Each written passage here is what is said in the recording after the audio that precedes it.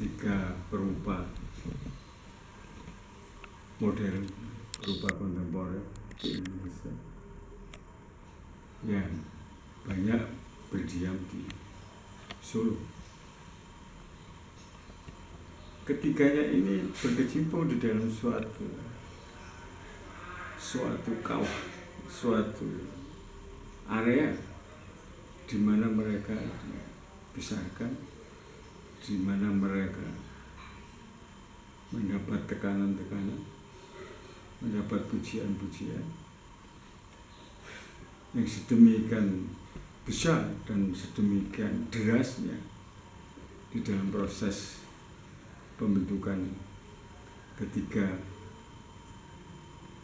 perupa kontemporer di Indonesia, khususnya yang berasal dari Solo ini, yaitu saudara Rudi, saudara Iwan Gimbal, dan saudara Agustus. Tentu saja latar belakang ini sangat berbeda dan mempunyai suatu keunikan sendiri-sendiri. Keunikan berarti ya berbagai dimensi. Ada dimensi produktivitas, ada dimensi bekerja di lab terus menerus, juga ada dimensi yang terakhir yaitu mengenalkan karya-karyanya sebagai tanggung jawab sosial, sebagai perupa modern atau kontemporer di Indonesia. Ketiga orang ini saya katakan bahwa mereka itu bukan dalam proses menjadi, dalam tahapan belajar, karena mereka sudah hampir 25 tahunan berkecimpung di dalam profesinya, dan saya tahu sendiri itu. Jadi tidak mungkin saya katakan proses menjadi seperti tanda petik filsafati bahwa setiap capaian itu proses menjadi. Tapi tampaknya ada terminal di mana dia itu sudah mulai mencoba untuk hadir di dalam konstelasi seni rupa kontemporer dunia. Setiap saya berbicara karya-karya seni rupa modern di Indonesia, apalagi teman-teman dari Solo, saya tidak pernah minder dan saya katakan bahwa Anda sudah masuk ke dalam suatu pintu konstelasi perupa-perupa dunia. Cuma berangkat kita memang banyak dari akademis. Tetapi persoalannya, apakah akademis itu, apakah vokabuler yang kita dapatkan di akademi itu banyak membentuk suatu sikap, banyak membentuk suatu attitude, suatu karakter dalam seorang perupa dalam berkarya? Tentu saja tidak. Saya baru saja saya waktu menyelesaikan doktor di ISI Jogja, ya, malah justru resources awal, kentalnya hubungan perupa dengan masyarakat, kentalnya hubungan perupa dengan lingkungan sehari-hari, siang dan malam, memberikan suatu inspirasi. Kehidupan itu menginspire perupa-perupa itu sedemikian rupa. Menurut saya bahwa ketiga orang ini, tiga perupa ini, entah itu berorientasi value baik atau tidak, no way bagi saya, tapi dia sudah menunjukkan kehadirannya sebagai perupa kontemporer Indonesia yang dari Solo ini. Ada beberapa hal yang perlu saya sampaikan bahwa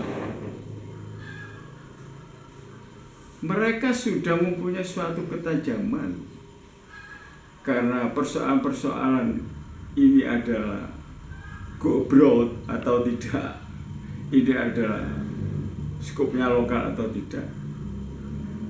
Tetapi mereka ini sekarang menurut saya pribadi, ya, saya juga banyak mengamati kehidupan perupa-perupa kontemporer,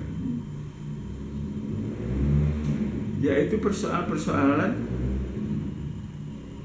bagaimana dia sudah sampai persoalan-persoalan berkarya itu selalu di dalam suatu selalu di dalam kebimbangan karena telinga mereka melihat, mendengarkan sesuatu, mata mereka menangkap produk-produk seni rupa kontemporer yang begitu sangat menyulitkan untuk ditarik sebagai karya seni rupa kontemporer atau modern. Maka persoalan mereka adalah berani meninggalkan persoalan seni atau bukan seni. Bagi ketiga orang ini, kecenderungan besarnya adalah mereka berbicara masalah seni. Dan mereka masih berbicara masalah seni yang masih berhubungan dengan estetika. Bukan persoalan seni yang seni itu adalah seni, estetik itu adalah estetik. Bahwa tidak ada hubungannya antara estetika dan seni.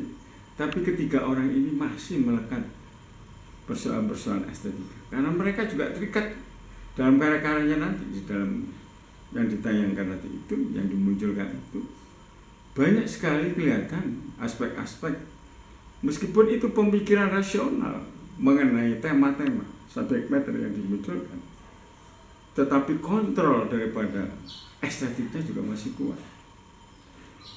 Dua orang banyak bergerak di dalam seni grafis. Terakhir karya-karyanya ada art fotografi. Satu orang Agustus bergerak di dalam fine art, seni rupa murni, meskipun tidak bertolak dari fotografi atau grafis, tapi banyak full menggunakan imajinasi dan fantasi. Bagaimana memunculkan suatu kejujuran lewat lingkungan yang saya katakan awal tadi itu. Secara teknis, secara capaian, value-nya bisa Anda lihat sendiri, bisa Anda saksikan sendiri di dalam presentasi karya-karyanya di virtual, di pameran virtual ini.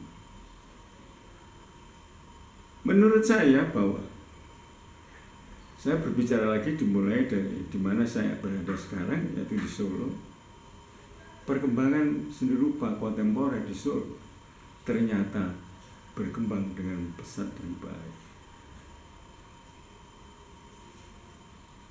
Suatu perkembangan yang banyak juga dimodali, didasari oleh pengetahuan-pengetahuan akademik, tetapi juga banyak yang muncul secara otodidak. Nah, kebanyakan tiga orang ini adalah didasari oleh masukan-masukan dari akademik. Dengan kata lain bahwa Saudara Rudi, Saudara Iwan Gimbal, dan Saudara Agustus tinggal melihat atau tinggal bergandengan tangan dengan seniman-seniman kontemporer di seluruh dunia. Orientasi bahwa itu adalah mempunyai value tinggi atau tidak, no way, tidak ada masalah. Tapi dengan bahasa seni rupa murni, bahasa dengan seni rupa modern dan kontemporer, welcome. Untuk mereka masuk di dalam suatu konstelasi, di mana proses di dalam konstelasi itu adalah proses pembentukan dirinya masing-masing, proses pembentukan di mana informasi-informasi banyak didapatkan yang lebih real lagi. Masukan-masukan itu sangat luar biasa banyaknya, dan bahkan tidak dipikir, tidak dibayangkan oleh beberapa ini. Dari apa saja, dari aspek budaya, politik, ekonomi, religi, dan lain sebagainya. Nah, saya katakan bahwa sudah saatnya Saudara Rudi, Saudara Iwan, Saudara Agustus sudah muncul di dalam suatu jajaran berupa internasional, berupa kontemporer dan berupa modern. Suatu gangguan dari berupa akademik ini biasanya adalah gandul dengan teori-teori, gandul dengan teori-teori baru. Kadang-kadang perspektif dari teori-teori itu memberikan dugaan-dugaan penciptaan mendekati filsafat itu, dugaan-dugaan penciptaan yang seolah-olah bahwa itu adalah the best, dan itu adalah inovatif, dan itu adalah sesuatu yang membanggakan. Tetapi menurut pengalaman saya selama saya studi ambil doktor itu, ternyata juga banyak hal yang membingungkan. Kita terlalu dipaksa secara situasional untuk menghadirkan nilai-nilai baru, untuk menghadirkan nilai-nilai yang tidak tradisional, yang tidak modern juga, tetapi pasca daripada itu. Nah, seolah-olah bahwa seni formal, seni lukis, seni grafis, seni patung, dan lain sebagainya itu dianggap sebagai suatu jalan buntu, sebagai suatu karya yang jadul, karya yang zaman dulu. Nah ini, ketika orang ini masih eksis, masih kuat, masih tegar, masih bergerak di dalam seni formal ini, dan mereka tidak takut bahwa ada hantu kalau dikatakan style, karakter itu adalah sangat jadul, sangat ketinggalan dan lain sebagainya dan lain sebagainya. Mereka masih bergerak, mereka masih hidup. Suatu saat juga akan memunculkan tren-tren, gaya-gaya baru, temuan-temuan baru yang masih bertolak dari seni formal itu. Dengan kata lain bahwa oke, teori-teori yang baru itu penting, tapi bagaimana yang mempengaruhi suatu kejujuran seorang perupa itu lebih penting daripada pemahaman suatu teori-teori. Untuk pendidikan sangat diperlukan teori-teori baru, tetapi sebagai karya penciptaan karya seni, nanti dulu ada aspek sintetik, ada suatu aspek lahiran di mana Rudi, Iwan, Agustus punya kejujuran, di mana kejujuran itu adalah milik ketiga itu, tidak bisa disamakan oleh perupa-perupa yang lain. Nah ini yang harus kita hargai di dalam penampilan ketiga perupa ini. Kejujurannya sangat luar biasa. Loh, meskipun kita tidak membicarakan persoalan-persoalan originalitas, ya kan, persoalan-persoalan gaya pribadi dan lain sebagainya tidak.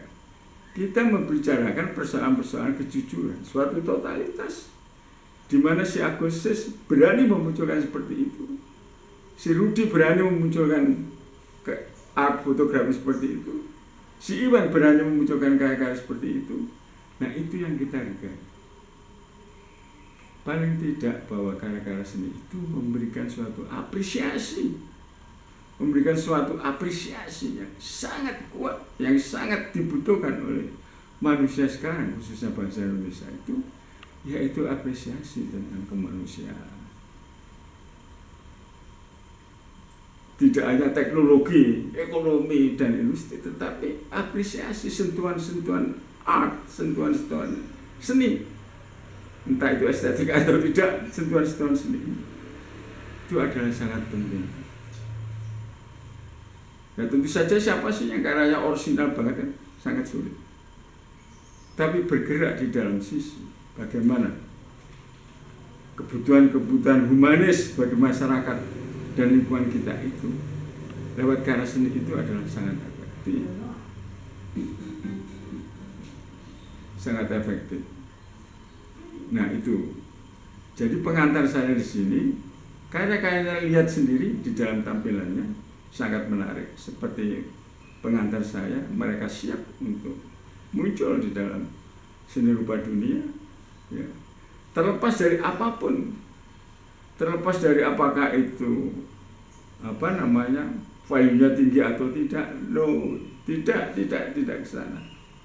Terserah pengamat itu. Yang Anda tahu, bapak-bapak dan ibu-ibu tahu, adik-adik dan saudara-saudara tahu, masyarakat kita itu adalah berlapis-lapis dan sangat luar biasa kepekaan perasaan dan pikiran. Apalagi masyarakat dunia masih sangat membutuhkan sentuhan-sentuhan lewat art mengenai bagaimana nilai-nilai kemanusiaan itu bisa diapresiasi dengan baik.